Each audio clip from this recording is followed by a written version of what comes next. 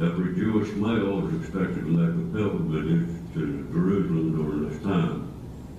And you see that in Deuteronomy 16:16. 3 times a year shall all males appear before the Lord thy God in the place which he shall choose, in the feast of the unleavened bread, and in the feast of the weeks, and in the feast of the tabernacle, and they shall not appear before the Lord empty. This was a week-long festival. Passover was one day, and we'll get into the Passover a little later. That's where they applied the blood on the door. And the firstborn male, if they didn't have blood applied to the door, they were killed.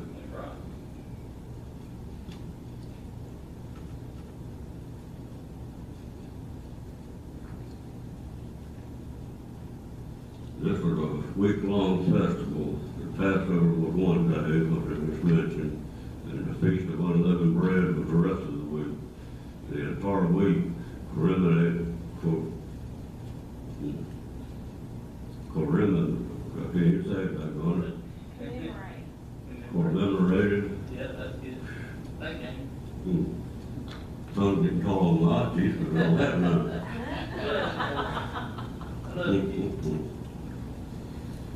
The entire week commemorated Thanksgiving.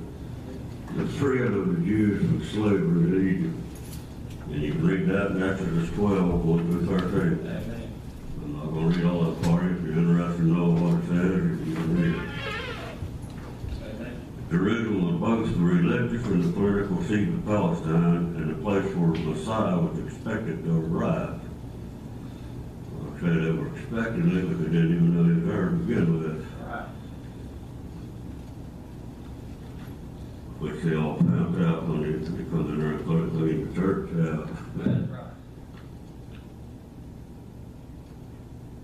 The temple was located there, and many Jewish families from all over the world traveled to Jerusalem to the key feasts.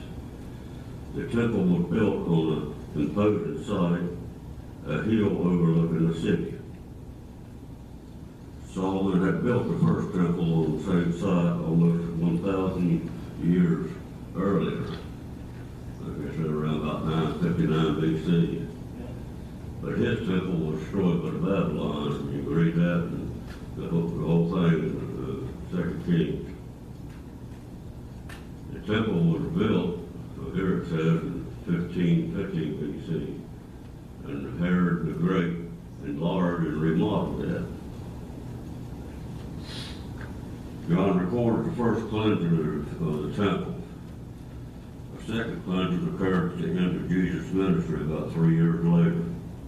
And it is recorded in Matthew 12 through 17, Mark 11, 12 through 19, Luke 19, 45 through 48.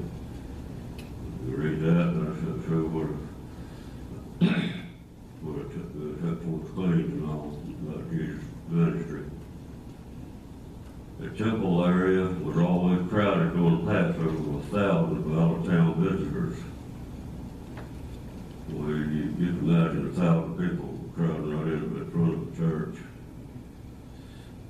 The religious leaders crowded it even further by allowing money changers and merchants to set up booths in the court of the Gentiles.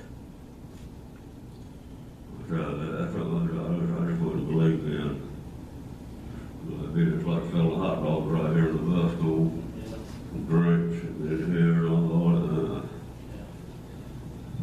Not long as I'm alive here. It's even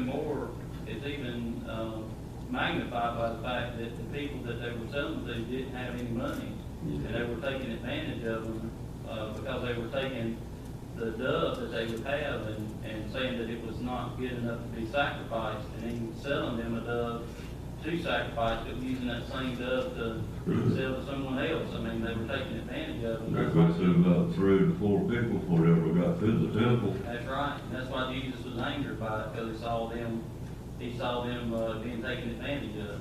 First one they bought, probably the last one they bought, but yet he charged more than the rest of them did. Amen. If anybody wants a hot dog here, we'll give him one. Amen. In the back of the church. right, in the back. They rationalized this practice as a convenience for the worshipers as a way to make money for the temple upkeep. That's right. I said he had an excuse there to try to make a few dollars. I said, all of it wasn't right. That's right. But the religious leaders did not seem to care that the court of the Gentile was full of merchants and foreigners found it difficult to worship. The people that came there to worship couldn't get through the crowd and all, for like I said, all the money changers and all that is in there. And worship was the main purpose for visiting the temple. That's why a lot of them came there and they traveled miles and miles. They couldn't bring their own animals. But like I say, the money changers were trying to rip them off, buy one, it wasn't no good, and buy another one. And no wonder Jesus was angry. That's right. We're still in verse 14.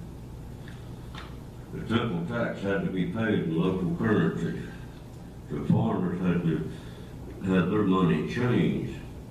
The money changers, unfortunately, exorbitant rates. There's another way to defraud people.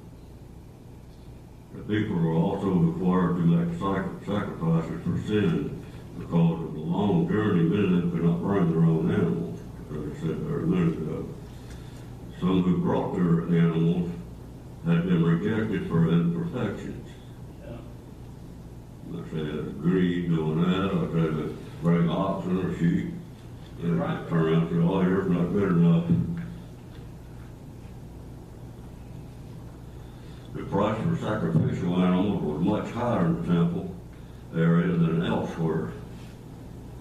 There's another greed there. Jesus was angry at the dishonest, greedy practices of the money changers and the merchants.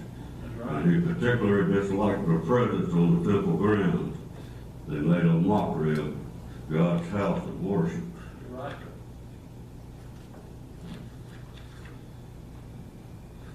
God's temple was being misused. This 14 was 15, a little bit of 16 in there too.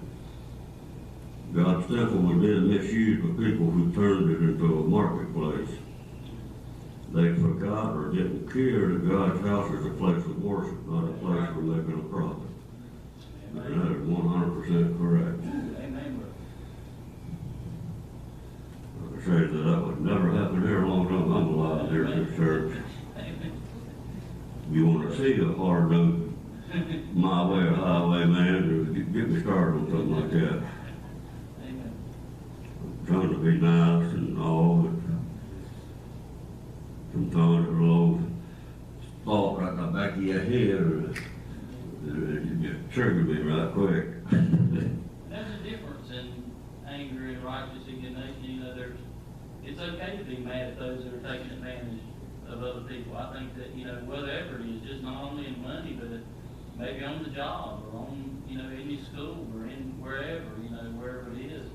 I think as Christians, we should reach out and help those that are being taken advantage of. Think about our children with bullying going on and stuff like that, or in the workplace, maybe unequal rights for women's wages as opposed to men's wages. I mean, they do just as much, you know. I mean, it ought to be treated fairly in every way, you know. I mean, and it's okay to be upset at those things. I think that Jesus, you know, was upset with what was going on here, and he took care of business. So, you know, it's okay.